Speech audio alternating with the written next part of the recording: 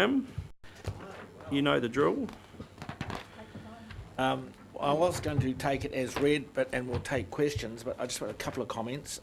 We had two decision items, one on the regional pest management and one on land management, and a whole lot of reports. They're all really serious matters that were reported on, and I thought very competently so. So if there's any comments on those. We had a presentation from the Maitotra Tree Trust, which was a really excellent presentation as well. A great example of a group of people, and we have several of these in Hawke's Bay, who are out there just doing the job and getting a little bit of help from us. And it's a module that really works in the community, and one that we should get in behind. And of course we have one in Mahia, very similar.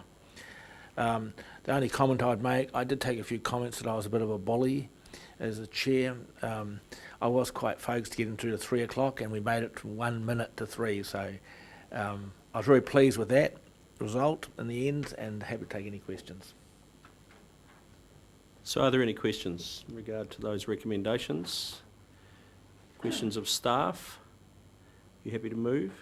I'll move. On that basis, thank you. Yep. Seconded for that. Thank you, Councillor Bevan. You wish to speak further, Councillor Graham? No. Councillor Bevan, other speakers? Everyone's Thank you. very happy. Put that motion then. All those in favour, please say aye. And to the contrary, no. Carried. Okay. Item 14. Big order, Councillor Hewitt. Just a little bit of comment. A little bit of comment there. So I'll hand this over to the Chief Executive, which is Scope for Environmental Flows Investigation. Thank you, Mr. Chairman. And I'm going to just ask Mr. Maxwell to outline this paper. Thank you, Chair. Maxwell.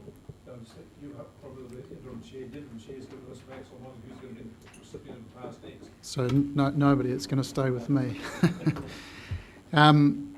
So look, this paper follows a discussion at the last council meeting that I'm sure you're all familiar with. I've gone back and reviewed the video just so I could try and tease out of it the key points that were flagged as being missing in the original proposal that was brought to you.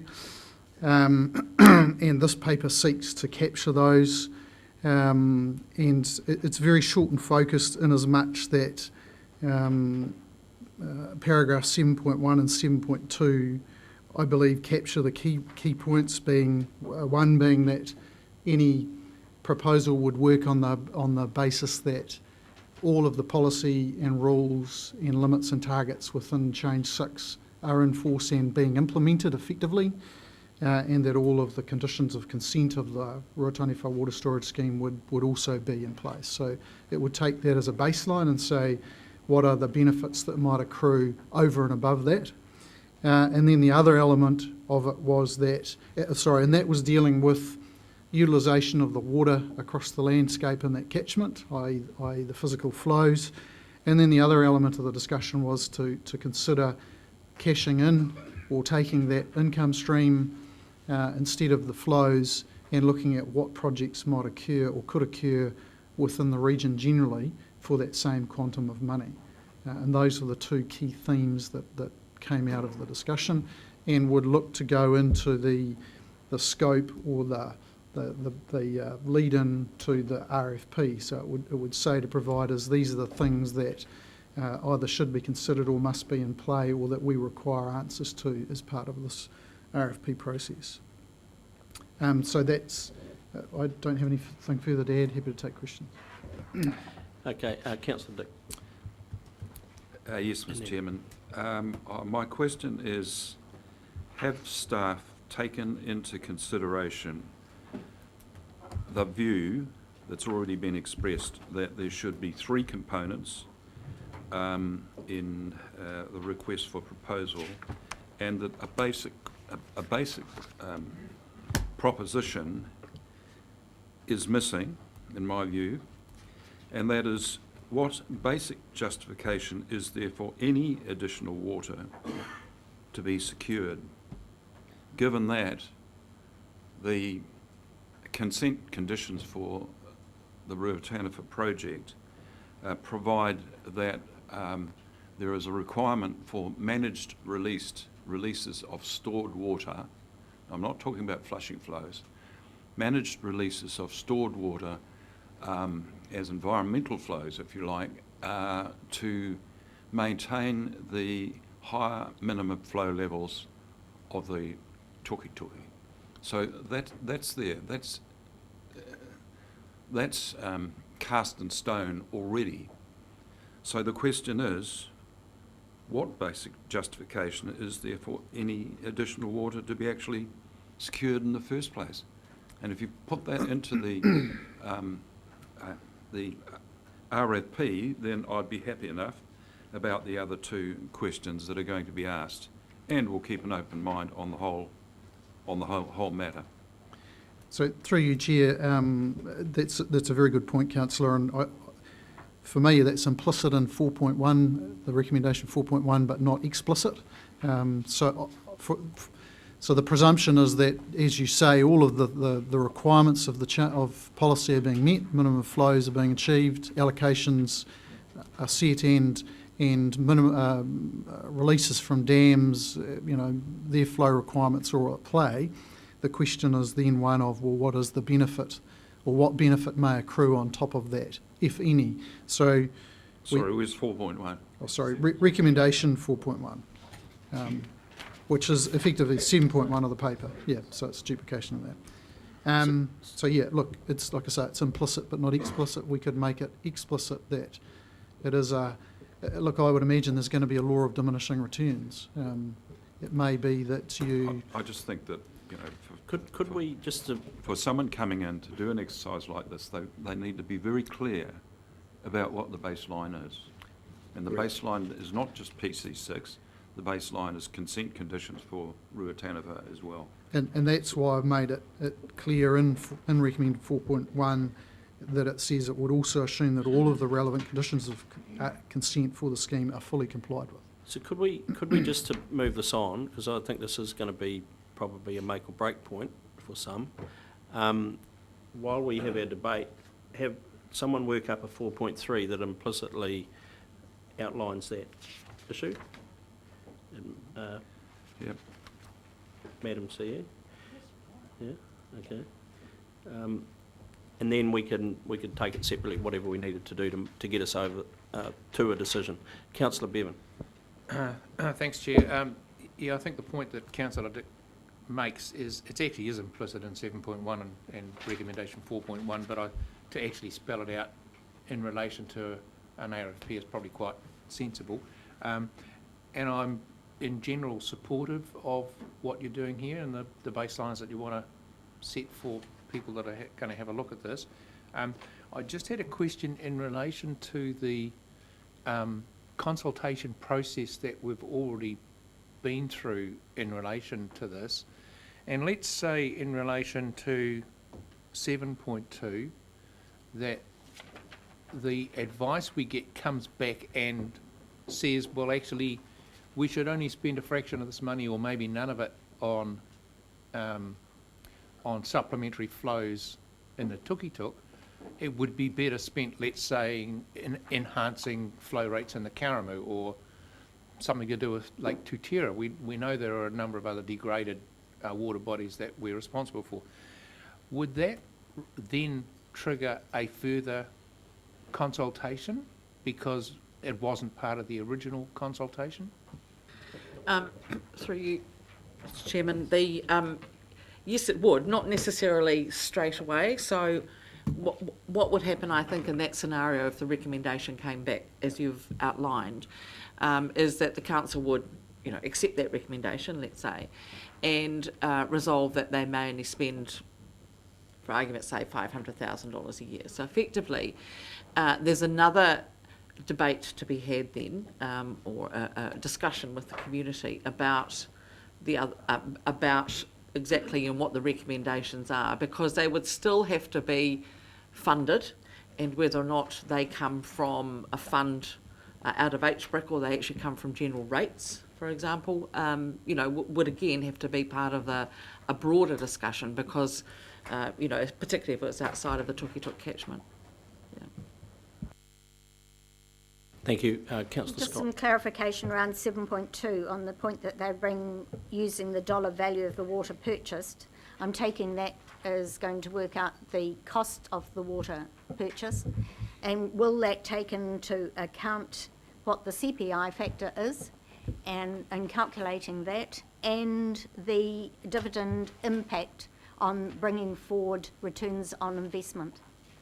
So I would say yes, but I'm going to be guided by our CFO in that regard, simply, and I've been very clear to say the dollar value because I'm aware that there are differing views around what that is. We will need to confirm and clarify that as part of this to say, well, here's what that value may look like, what that dollar value might be. Yeah, the dollar values have been worked out, and there's been assumptions on the cost of living, as you're aware. And yes, if the amendment proceeded as it was consulted on, then our dividend flow would be, or part of the dividend flow would be used for this purchase. So to divert that to another another purpose, that's the funding source. Is it? Would council want to use that funding source for something else? Mr. Chairman, that wasn't really what I asked. What I asked was the impact on the dividend of the earlier return on investment that this additional water would. We have had evidence from HBRC about the effect on dividend by this purchase, which means that we actually get money back as well in putting money. Yeah, the more water, HBRC have stated that the more water that is sold, the higher up they go on the level of receiving a return. So the earlier they receive a return, those figures. It's been stated that will be the case, but those figures haven't been worked out. So there would be earlier returns from the Ruataniwha scheme paid to council as a shareholder. So my question was, would that be taken into account in working out the dollar value? Though it should be, but those figures need to be worked on. I don't know where that curve goes, really. Except that it's 4 years before we get any water, and it may be that the triggers that Councillor Scott's talking about have been reached anyway by other sales. So it may be completely irrelevant. Risk in all those calculations. Could I just add to oh, sorry. No, this is a supplementary. Supplementary. Yours was supplementary. Well, right. Councillor Hewitt, I'll come back round the table, guys. So, Councillor Hewitt. My question was on the same topic, and I suspect it may not be able to be answered until we have the HBRC report this afternoon, but the implications of this delay in this report being done, my question's around that dividend, increased dividend, enhanced dividend opportunity, and my understanding was that was on a limited timeline before it was off the table. So the delay in this work being done, does that mean that we are risking losing the opportunity altogether? Yeah, you're right, Councillor. You'd need to ask HBRC this afternoon, but I think it's in HBRC's court. They were talking about the price, the foundation water price, and when that would be taken off the table. So we could ask them this afternoon. They may or may not be in a position to extend it. Thank you, Councillor Hewitt. Councillor Barker. I think to pick up on the discussion led by Councillor Scott, I would like 2 sets of financial reports. The first one, which was debated by the chair of HBRC, was that this proposal, if it went ahead, would have a favourable impact on HBRC's accounts. That's true. I'd like to see that. But because there would be a decline in the return, you would have an adverse effect on the financial accounts for this council. So there are 2 different sets of accounts that need to be considered here. And I want to have a full disclosure, the effect on HBRC and the effect on HBRC, because they will be different. People furiously writing here. Councillor Belford. My question isn't about the financing, so do you want to stay with that, or? No, I think. Okay. Unless there's other comments on that. No, I think we're there. My question is about the deliverable. Given that the vast preponderance of the submissions we heard on this were clearly opposed to the concept of paying for environmental flows, will this work readdress the issue of whether enhanced flows actually have the positive environmental effects that some people have argued they would? Yes, Councillor, I think that goes to the point that Councillor Dick raised around assuming a baseline of policy and rule in conditions being met. Yes. What benefit would accrue over and above that? Well, I guess I'm saying beyond, some people, and there's been science since we started down this path, would say that, sorry, these flows as they've been represented to us, regardless of Plan Change 6, these kinds of flows will not in fact deliver environmental benefit. Are we going to raise that question in this review? Well, I think that's Whatever the baseline is. that relevant. interpretation is open to the provider of the report Yeah. to come back and say there are none. Yay or nay, right? Absolutely. Okay. So they may say, look, you don't need 4, you need 8. They might say you don't need 4, you need 1. Further questions? So we got a third Yep, recommendation, so or the 4.3? So I'll give this to Leanne in a minute, but I'll just read it out first to ensure that it sort of captures your issue, councillor. That the proposal investigates the benefits of the proposed purchase of water by HBRC over and above the water required to meet the conditions of the RWSS consents. Okay, it could also say, because I've done a few versions of this, Over and above the requirement for managed environmental flows to be released of stored water to maintain minimum flow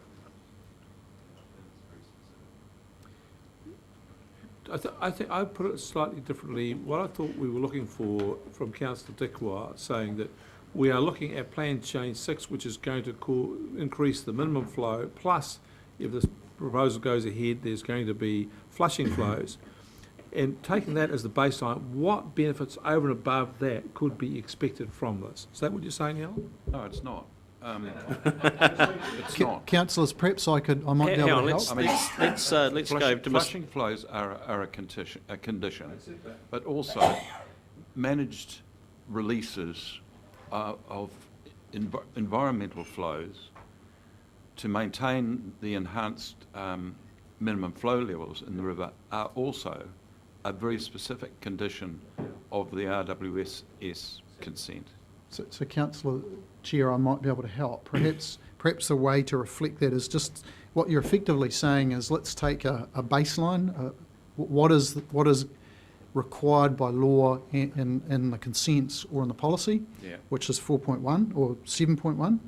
That's your baseline. What benefits would accrue over and above that? So if we took the wording that Liz had just read and perhaps have over and above those noted in recommendation 4.1, that's what we want to understand. Let's take 4.1 as the baseline and say what benefits accrue, if any, over and above those through providing environmental flows. That's in essence what you would want to understand, isn't it?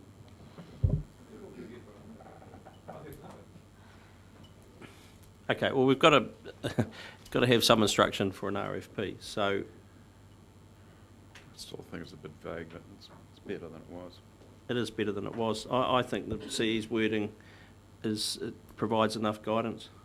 Certainly, whoever's successful or otherwise if they're any good, will be asking the question of staff. So. Well, they'll have to make sure that this consultant, when engaged, reads and understands the hundreds of pages of conditions and conditions that are involved in the Plan Change 6 rules and the RWSS consent rules. Okay, so let's get that up on the board.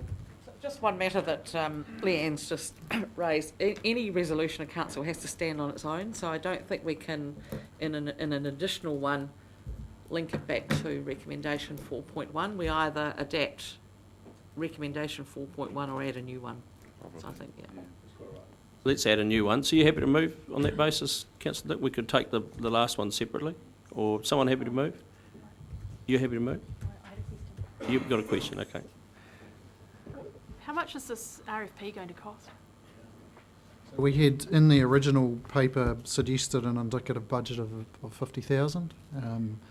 That's, I would imagine, it might be at the top end, but it's certainly, I don't imagine it's going to be much less than that, given that there's a reasonable amount of work to do to understand the background, as well as then consider all the options. And I guess the further complication is the addition of looking broadly across the region. There's going to be a bit of work in understanding what the issues and challenges and opportunities are across the region generally, and then consider those. Just subsequent to that, though, is this piece of work of any value to implementing Plan Change 6? No, not specifically. I mean, it's Change 6 is underway. It's not going to add to that. No, I'm just, a greater understanding, would that help in implementation, is what I'm saying. Well, I guess Change 6 doesn't give us the ability to grab any of this water. So, no, Change 6 isn't going to benefit from this work. 7.1 does give you a benefit in terms of a broader perspective of other opportunities. There is some benefit there. That's not quite right, because Change 6 increases the minimum flow of Tookie. Would you? That's not quite right, Ian, because Plan Change 6 increases the minimum flow of the Tookie River quite substantially from what it currently is to by almost 50%. So that's a substantial change. Yeah, so you're correct, it does, but buying environmental flows isn't a requirement of Plan Change 6. No. So it's something that you would do over and above. So we're not looking in the Change 6 implementation work to buy flows, for example. So let's test this with the vote. What are we voting on? Well, we're about to get it up, I think. Well, should we wait till we get it up? Well, that's what we need to test it on. So I'm looking for a mover and a seconder. I'm not clear I'll in move. terms, hang on, Mr Chairman, I would like to question that it's not that we reword 4.1, given the fact that the requirements is that each decision is a... So I'd like to know whether this is a rewording of 4.1 or whether it's going to be a new 4.3. It's a new on top of that. 4.3. In addition, but it'll have to relate back to 4.1. Well, it'll stand on its own. We're just crafting it here now. Councillor Dick's happy to move. I think we've got the broad intention of what's here, and the vote will happen after this goes on the board. So Councillor Dick's happy to move. I'm happy to second. You wish to speak, Councillor Dick? Well, not having something in front of us to debate yet, can I just make the point in the meantime that in relation to the point made by Councillor Barker is Plan Change 6 requires increased minimum flows in the Tookie. The issue is, and this devolves around the decision on Ruataniwha. Where is that water going to come from? The water is either going to have to be taken off irrigators or other consent holders, or it's going to come from the dam. Simple as that. Okay, I'll reserve my right as seconder. Any other speakers? Councillor Graham. I don't want people to think I'm predetermined, so I better be a bit careful here. In the end, I have to oppose this because I oppose the investment of spending 36 mil to buy extra water. This dam was put to us originally as the panacea for farming in Central Hawke's Bay and to cure all the ills of the Tookie. And then a year later, they wander in and they say, oh no, we need a whole lot more flushing flows, which nobody has even proved works. So I guess this report might go to that, but there's certainly a lot of leading scientists around New Zealand say that it doesn't, so there's a difference of view there. We went to the public 95% saying they did not want to make this investment. I hear all the nonsensical arguments around, oh yes, it'll improve our dividend. Which dividend's that, I'd ask. and you put in 36 mil and you wait a whole while and proves it. You don't make an investment on that basis. No one ever does make an investment. Does this work? A lot of people say it doesn't. I think it is complete and utter garbage. And I would rather spend $50,000 on a playground in Wairoa than do this and waste ratepayers' money. Councillor Parker. A very eloquent speech by Councillor Graham. I'm reluctant to follow him. He's given mostly hit all the nails on the head. I want to start from a different point. Normally, in developing policy, you gather the facts. Once the facts are all gathered, you do some analysis, and then you project forward as to what might be a good outcome. Other ways of making decisions is to come to a conclusion and then work backwards to find the arguments to support it. That is the worst policy process of all, but that's exactly the one we have done here. We were ambushed. I use the word ambushed because there was little or no prior warning about it by HBRC to say that they had a great sale for us, a great deal. We can sell you your own water. And when we sell your own water, you'll thank us for it, because when we sell your own water by some magical way of manipulating the arithmetic, you'll actually get more money out of it. Well, I've never seen this process before. But then we were told how it would be environmental flows would do this and do that and do that. And the only answer we could get immediately about this was basically a piece of West Coast philosophy, which was, if some's good, more is better. If we're going to increase the Tukituki flow by 50% on Plan Change 6, well, we'll just put more water in it, and it'll be even better still. Well, this isn't science, for goodness sakes. We're now trying to find a case that makes this fit.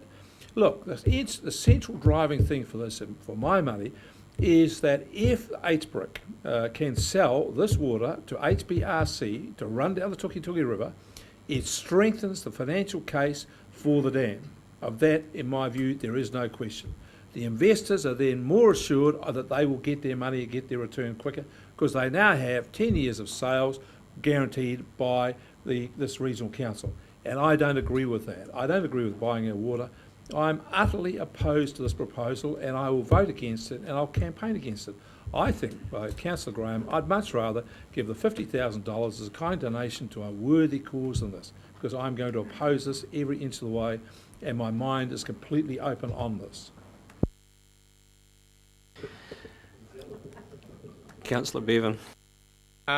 If you track the history of this proposal, we went to the public with a proposal that we buy $1 million of water off our own dam. We were inundated with members of the public opposed to us doing so, and this is a Mickey Mouse compromise that ended up getting shoved in front of us to try and make the thing work despite the very clear messages that we got from the public. The one small redeeming thing that might come out of this is that we might get some analysis done on how we might improve and how much it might cost to improve other water bodies in our region, but I don't know whether that's worth $50,000, and I will also be voting against this. Councillor Belford. For all of the above reasons, I'll be voting against this as well. The public has rejected this sale of the century here, and this deadline that we are concerned about laboring against is basically, I would think, mooted by today's court decision. So I would probably vote just to table the entire matter at this point. As Councillor Dick says, there is no environmental flow water available if there is no dam. And at the moment, that looks like a dubious proposition to some people, given today's decision. So for all of the reasons that have been expressed against this, I'm strongly supporting a vote against. I'm voting against. Anyone going to vote in favour? Councillor Scott. Yes, I'll speak in, well, I will speak in favour of it, Mr. Chairman, having an open mind. I've heard quite a bit about statements like sell your own water. This is nobody's water. What is being sold is the storage of that water and the opportunity to use that storage, and that does not belong to council alone. This is at the cost of other investors as well.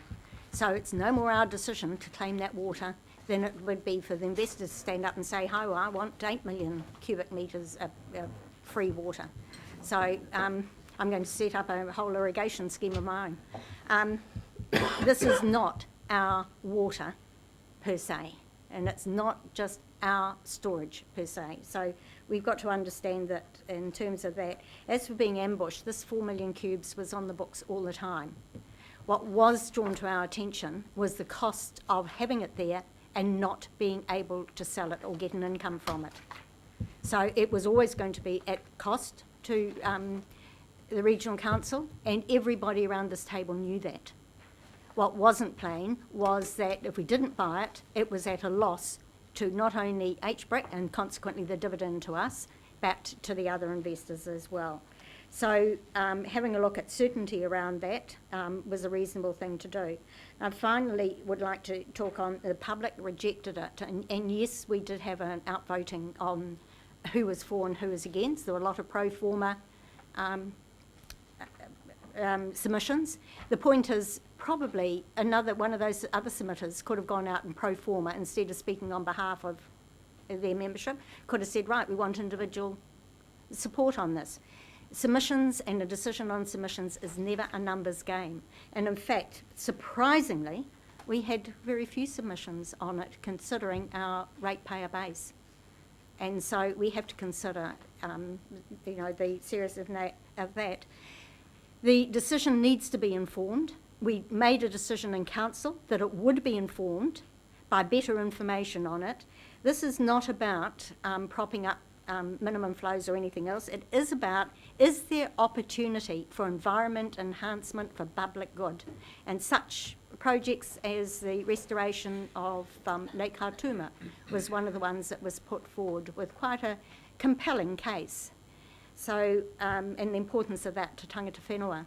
So I really think that this is an opportunity to delve more into what the opportunity is, to quantify that opportunity, and to see if there is a sound case for or against committing to that opportunity of public good arising from our buying water. It's not anything to do with the what will accrue from the consents should the scheme go ahead. Finally, I would like to say the minimum flow that Plan Change 6 imposes, and we take away all the benefits of the dam because it doesn't go ahead, is not imposing a minimum flow on God.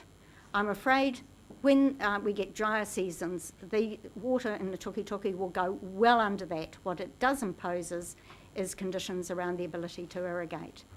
So it certainly increases the uncertainty for irrigators, but not certainty as to what a minimum flow on the river would be. Other speakers? I'll take my opportunity to speak. Look, this has been an interesting topic for most of the year. As Councillor Scott quite rightly says, it has been on the books for a long, long time. We need to know, quite simply. We need to understand this thing, and to put this away now or shoot it down now actually is almost foolhardy considering the amount of work that's gone into it. So, look, the preparation when we first went out could have been better, and that was the signal I got out of the submissions. People weren't sure what they were voting on. Let's find out. So I think it's worth supporting. Councillor Dick. Well, Mr. Chairman, I'm not quite sure why this is up there now, because it's not the resolution, is it? Pardon? It's not the resolution, is I it? think Mrs. Hooper's put the whole lot up, so Pardon? she's put the whole lot up on one. All the one- recommendations All the are there. recommendations, sorry. Sorry, well, she Just needs to scroll down so we can see the bottom bit there. Yeah, well, can we scroll down to the bottom Having a to few issues. 4.1, 4.2, 4.3? Are you going to take them separately? That's Um, my only issue, was why I put them up separately. Put- think they just want to check. Put the 4.3. Because that's what we're voting on, isn't it? There we go. So that's the additional bit at the bottom. Yeah. So what was moved was 4.1, 4.2, and then 4.1, 4.2 and 4.3. and 4.3 is added, and in my view, adds considerable clarification to the terms of reference. I think we'll take them together because frankly, Yeah, well, if we fail one, they go together. yeah, absolutely. So we'll Yeah. take it as one whole. And my approach to this is that it's a worthwhile exercise. I have an open mind. Let's see what the outcome is, but at least we've got some terms of reference that will produce some information of value for us to decide upon, or for the next council to decide upon in due course. Thank you. Then I'll put that motion. All those in favour, please say aye. Aye. And against? No. Show of hands in favour. And against. And the motion is carried. Thank you. What's our time now? What's this business about a decision today? A decision's been made. I'm not entirely sure what that's about. Perhaps The get us- appeals court has ruled in favor of Forest and Bird. Okay, we might get an update on that if we can. Mr Palmer, could we, not right now, but at some stage, HBRC, we'll discuss it with HBRC. Yeah, great. I expect a two-page summary of the decision after lunch. Complete with pictures, Mr Palmer?